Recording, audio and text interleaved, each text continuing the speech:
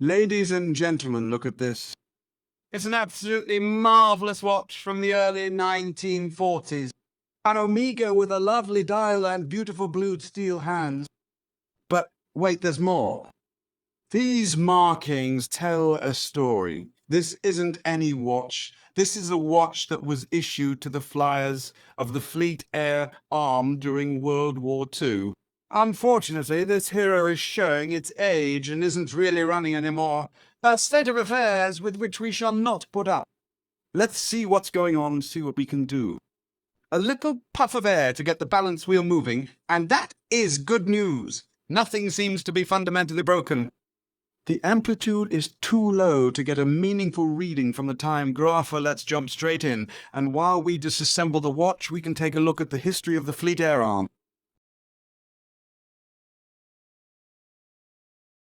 As well as very low power reaching the balance wheel, the hand setting is extremely stiff. We shall need to address that too. Before we remove the crown, let's extract the power from the mainspring. There may be something worse than attempting to disassemble a watch without doing this first, but right now we can't think what that could be. There would be an explosion of parts from the watch, followed by a bigger explosion of extremely fruity language from the watchmaker.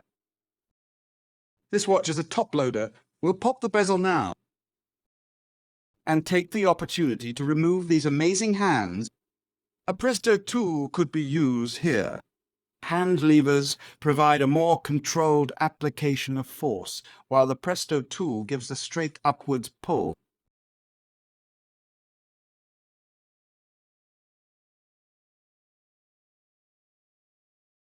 Case screws next. The good condition of the screws indicate this watch has been well looked after.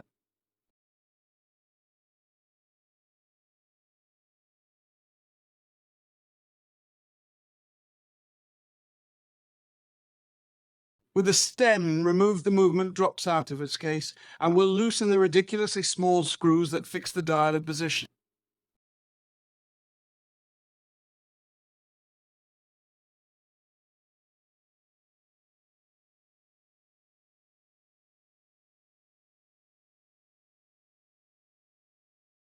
The keyless and motion works are in remarkable condition. Remember, this watch is over 80 years old and not at all waterproof. Although we disassemble this side first, we'll remove the balance wheel now. It is so easy to snap these pivots. Let's get out of the way, and it's good practice to remove the pallet fork too. This may release any residual power from the mainspring and also provides a safety net if we forgot to let the power down earlier.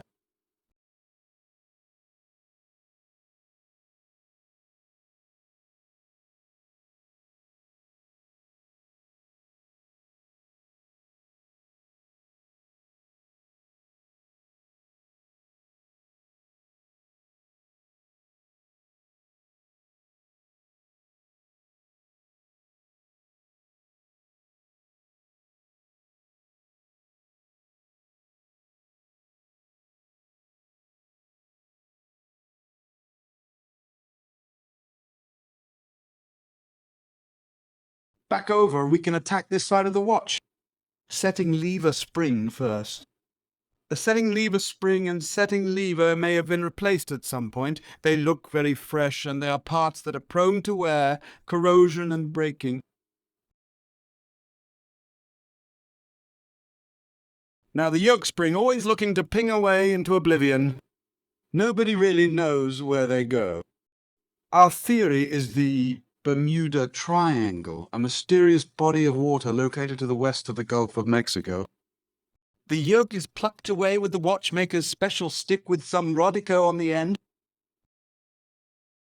The clutch, intermediate wheel and minute wheel are excused duty and may now leave. The Presto tool is employed to remove the cannon pinion. A straight upwards pull is critical to maintaining the second wheel pivot. In line with the stiff hand setting, that took an unusual amount of force to remove. We'll come back to the cannon pinion later. And finally, we'll remove the lower cap jewel for the balance wheel. We shall keep it in a little pot of heptane, also known as essence of Renata, an aliphatic hydrocarbon that has excellent degreasing properties while leaving shellac untouched. over to the watchmaker's side of the movement, where we shall start with the second-hand pinion cock, spring, and the pinion itself. These parts, along with the wheel over third, were added to the base movement to meet the need of a center second's hand.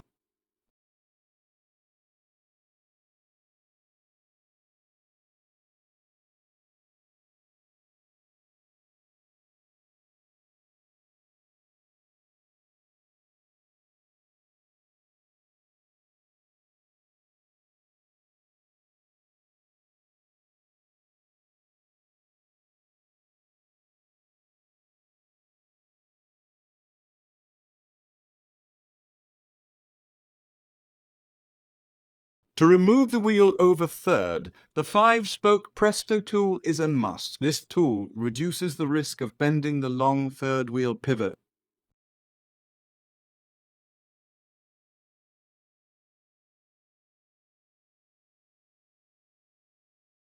And with those parts out of the way, we can start with the barrel bridge. The crown wheel first. This movement really is in excellent condition. I suspect it has spent most of its post-war years sitting in a drawer waiting to be rescued.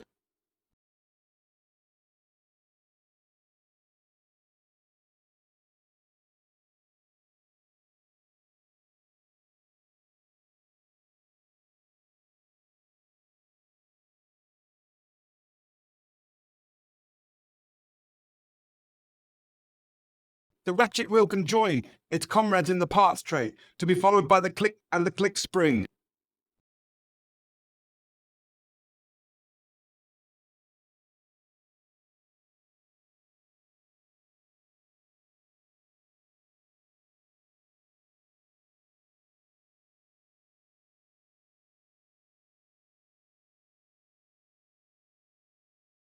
Omega left this hole in the barrel bridge so we can hold the click spring deep into the tweezers, foiling any chances it had to break free and escape.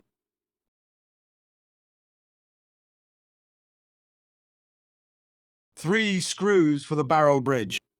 As usual, we'll take a moment to check the length. Sometimes there's a shorter screw.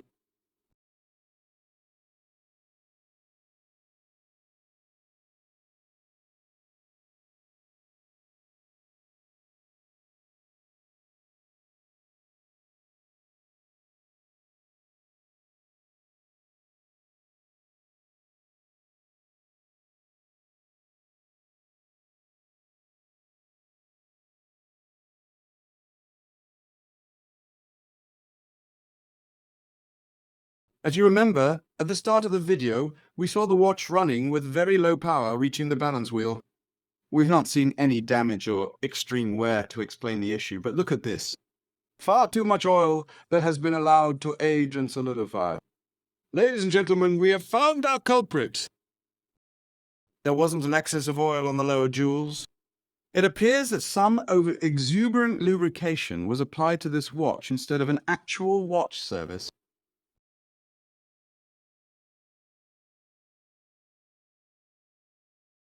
Let's get the train of wheels bridge off. As long as we don't find anything too egregious going on with the wheel train, we have an excellent opportunity to return this watch to being a top-notch ticker.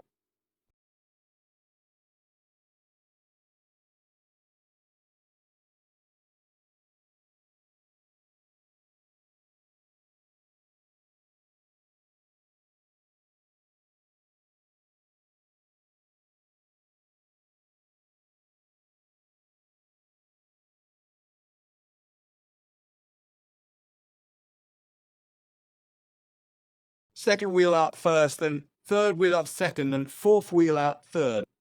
Of course, the escape wheel is the fourth to be removed.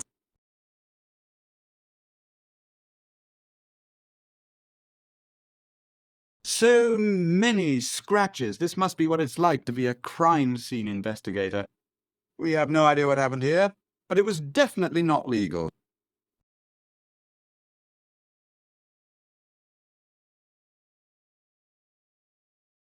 To complete the disassembly, we have two more tasks: removing the mainspring from its barrel and setting about the immensely delicate balance wheel assembly.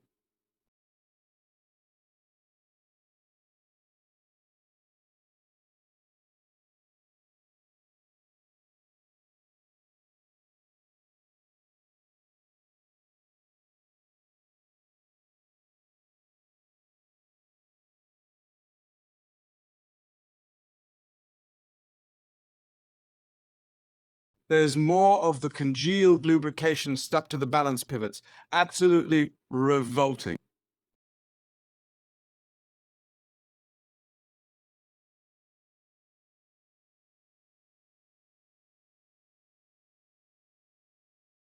The top cap jewel is held in place with a plate instead of the usual two ridiculously small screws. We approve.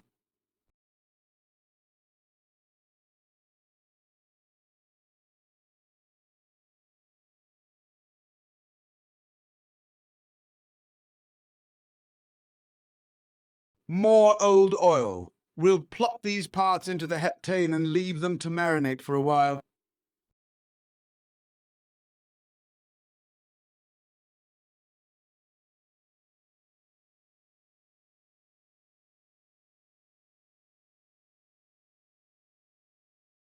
Before we can put the parts through the cleaning machine, we need to carry out some hard manual labour and remove the appalling mess that we found on the jewels. Pegwood, a brush, and a jar of isopropyl alcohol are the order of the day.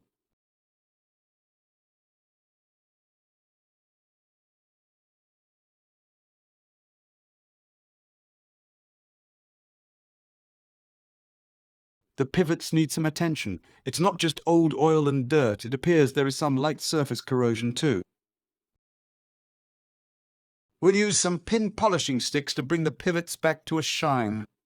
We'll be using fine-grade polishers only. We don't want to grind the pivots away, just lightly polish them. Excellent, already looking better. We shall work through all the wheels, rinse them in isopropyl alcohol, and then they shall join the rest of the parts in the cleaning machine. While we wait for the cleaning machine to complete its cycle, let's take a little look at this watch's original home, the Royal Navy Fleet Air Arm of World War II. In the midst of World War II, the United Kingdom's Fleet Air Arm emerged as a vital and innovative force in naval aviation, providing a crucial air defense shield for convoys and naval task forces. Carriers such as HMS Ark Royal, HMS Illustrious, and HMS Formidable became legendary as they launched daring sorties against enemy fleets and provided air cover during critical operations. The pilots, many young and relatively inexperienced, quickly learned the art of carrier operations, a complex and perilous endeavor that demanded precision and courage. One of the most celebrated episodes in the Fleet Air Arm's history was its contribution to the Mediterranean campaign. Fleet Air Arm aircraft played a key role in disrupting Axis supply lines and providing support to ground forces in North Africa and Malta. The relentless efforts in the skies over the Mediterranean helped secure crucial victories over Italian and German forces, a critical component of the Allied victory in North Africa that freed the way to start the invasion of Axis-held southern Europe. In the Atlantic, the Fleet Air Arm also proved indispensable. German U-boats had long menaced vital shipping lanes, threatening the lifeline between Britain and its allies. Aircraft operating from escort carriers and converted merchant ships undertook long-range patrols and anti-submarine missions. Their vigilant presence not only provided early warning of enemy incursions, but also actively hunted down submarines, contributing significantly to the eventual decline of the U-boat threat. Despite operating aircraft that were, at times, outdated by the standards of the day, British engineers and pilots turned these machines into lethal weapons. The ferry Swordfish, for instance, a seemingly antiquated biplane, proved remarkably effective in torpedo attacks, sinking more tons of enemy shipping than any other aircraft. The common image of the Royal Navy Fleet Air Arm is of brave pilots facing insurmountable odds in biplanes. The Royal Navy did have some modern aircraft adapted for carrier operations, such as the Seafire, a supermarine Spitfire with a hook put on the back. But it was the arrival of American aircraft designed for carrier operations that provided the upgrade the force needed. Take, for instance, the Grumman Wildcat, known in British service as the Martless. Sourced from the United States, this fighter was a rugged workhorse on British carriers. Its sturdy design, powerful armament, and exceptional performance in harsh conditions provided essential air cover during critical naval battles in both the Atlantic and Mediterranean theaters.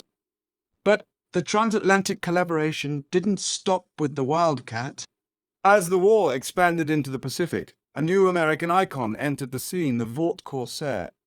Originally developed for the US Navy and Marine Corps, the Corsair was renowned for its impressive speed, heavy armament, and distinctive inverted gull-wing design. Although initially seen as a challenging aircraft to land on carriers by its American operators, the innovators of the Fleet Air Arm turned these challenges into advantages.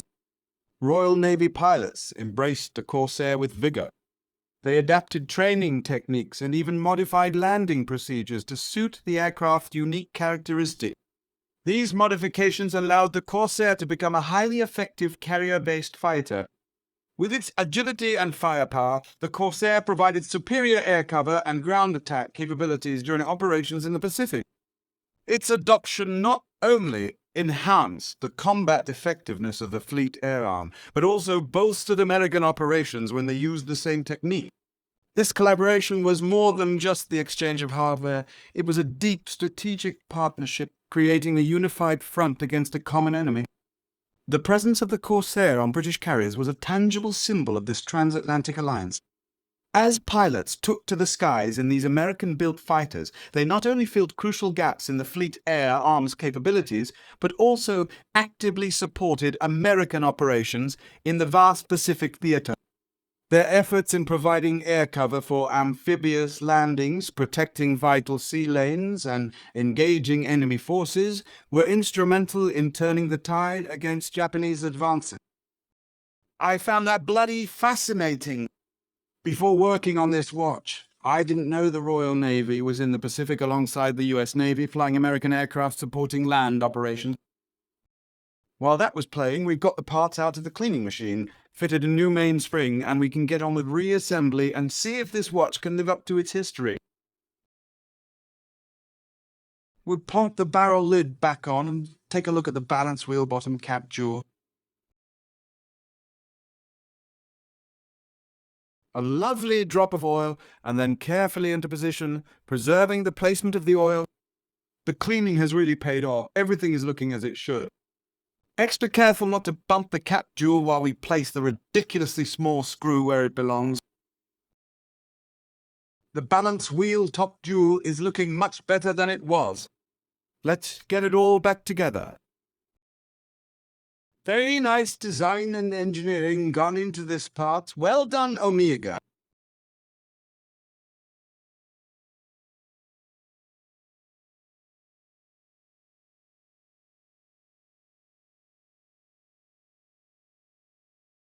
The auto oiler is a nice convenience, but oil can also be drawn through to the cap jewel with a sharpened oiler, so this is far from an essential tool.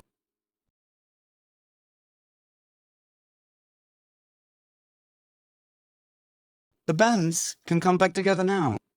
The best approach is to try and not think about how delicate the spring and pivots are, and how replacement parts are nearly impossible to obtain.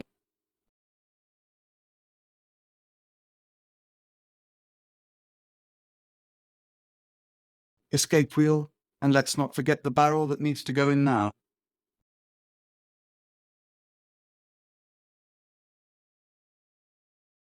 Fourth wheel. While we're putting these wheels in place, take a moment to appreciate how lovely and shiny the pivots are. This watch is going to run smoother than a Corsair supercharger, and a little HP 1300 on the second wheel.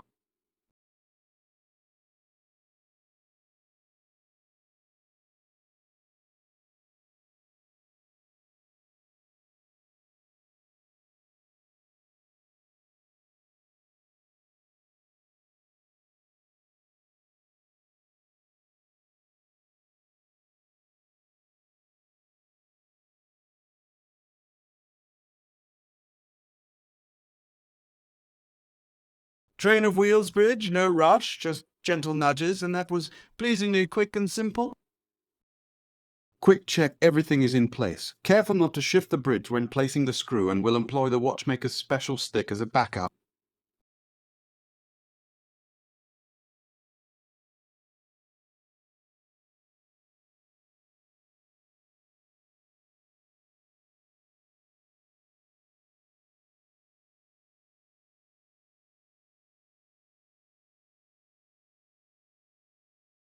A small splurge of blue grease and the setting lever screw may be returned.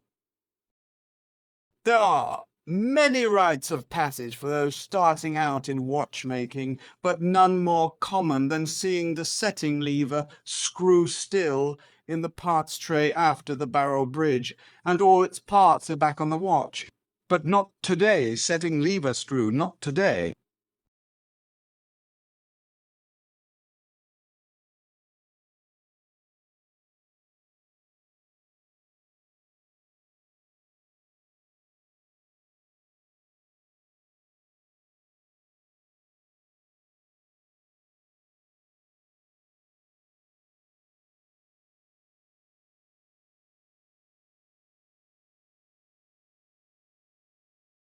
More blue grease. This time for the crown wheel, and two small screws will hold the crown wheel core in place.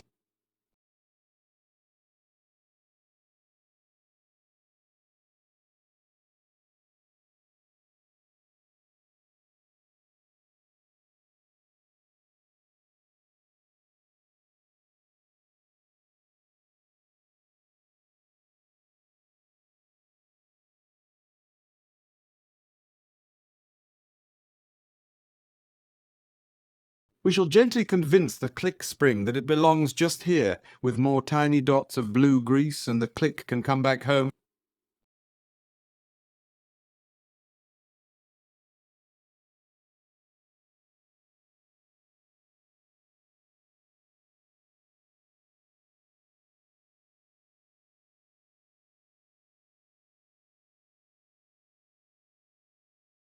The ratchet wheel needs to match up with the square barrel arbor, the click and crown wheel, at the same time. But there's no rush.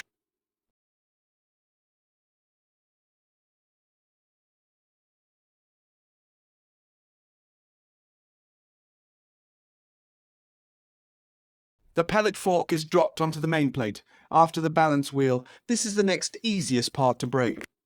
Double check, then triple check that the pivots are in position, then check again.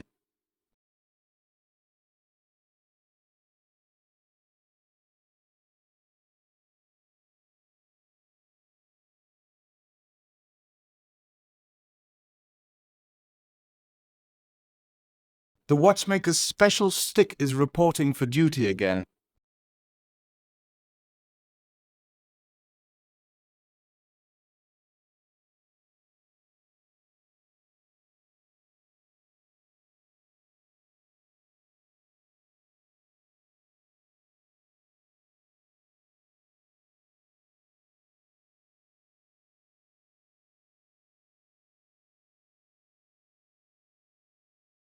Special lubrication for the pallet fork, jewels, and escape wheel teeth. All looking good.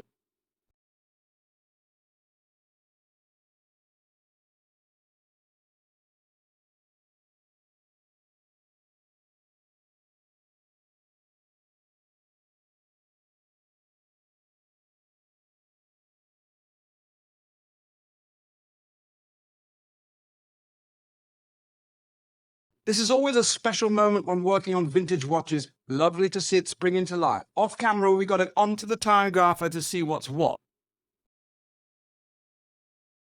The amplitude is fine for this early in the process, but we will have to address the beat error that is far, far too high.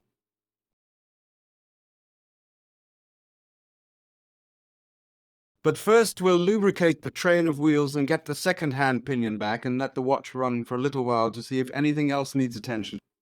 We'll just show a couple of the jewels being oiled.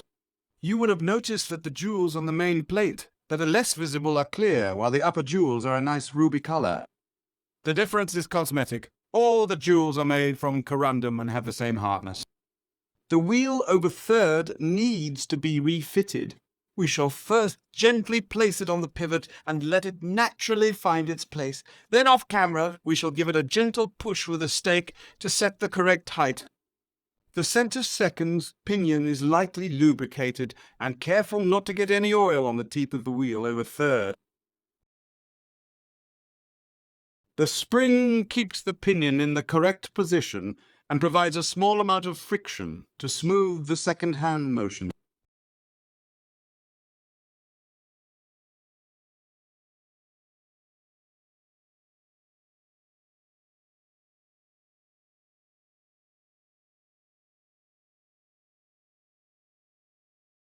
And that's what we want to see. The pinion up in its jewel, the wheel over third centered on the pinion teeth. Lovely. We'll check the positioning over a full rotation of the wheel.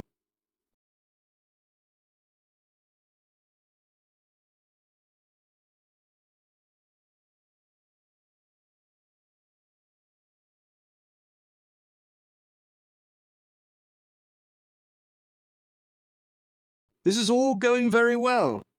I can see just by eye that the amplitude is picking up, but with 2 steps forward, we need to take 1 back and remove the balance wheel to address the beat error.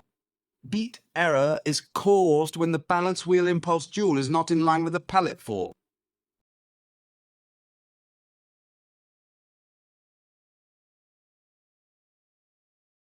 How many times we make this adjustment is a matter of weighing up the risks and benefits.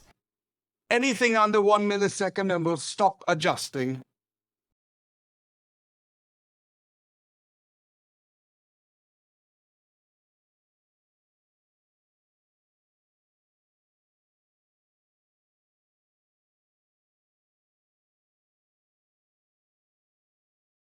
We'll have a look at how we did at the end of the video.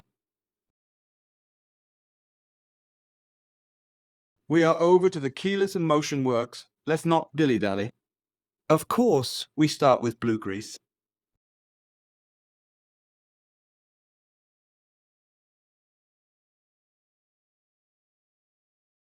Winding pinion, more blue grease. Clutch, more blue grease.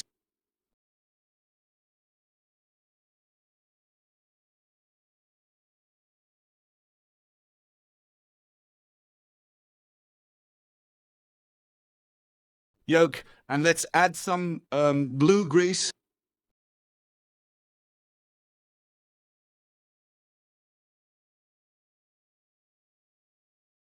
Yoke spring is negotiated into position with the watchmaker's special stick standing guard.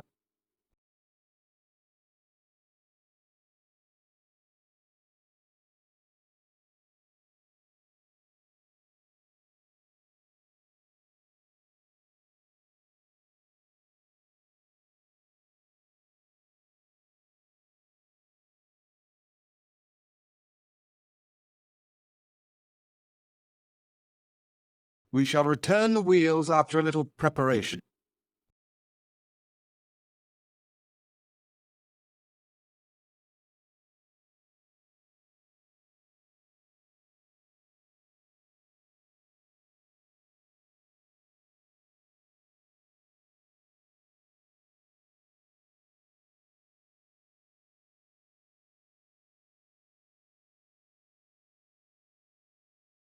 Everything looking amazingly fresh. Keep forgetting this watch is over 80 years old.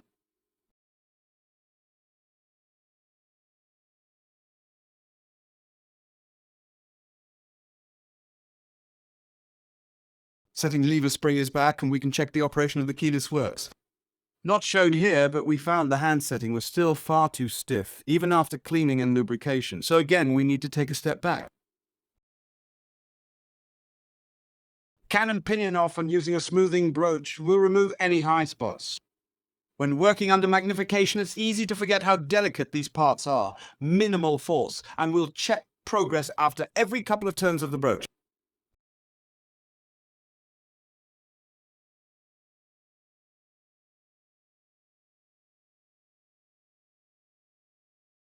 Quick clean for the cannon pinion and we can see how we did.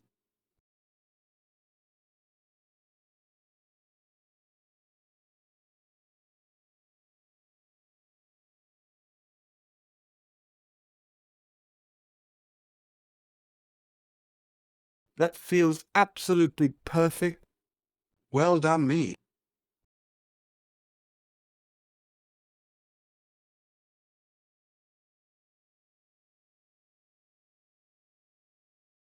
Dial back on, taking great care to not shove a finger into any delicate parts of the watch movement. Do not want to snatch defeat from the jaws of victory.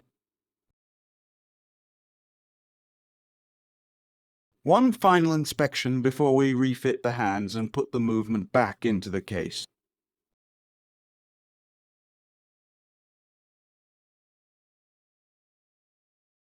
The color of these steel hands is top-notch. What a joy.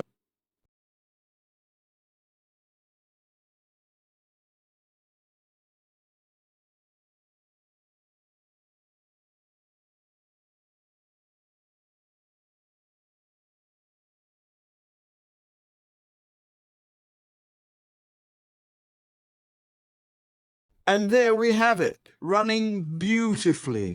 Working on this watch has been an absolute pleasure and a privilege. Before we take a look at the time grapher, if you have a watch that needs some gentleman's watch services love, check out the website link in the video description. We can't put it off any longer. How did we do?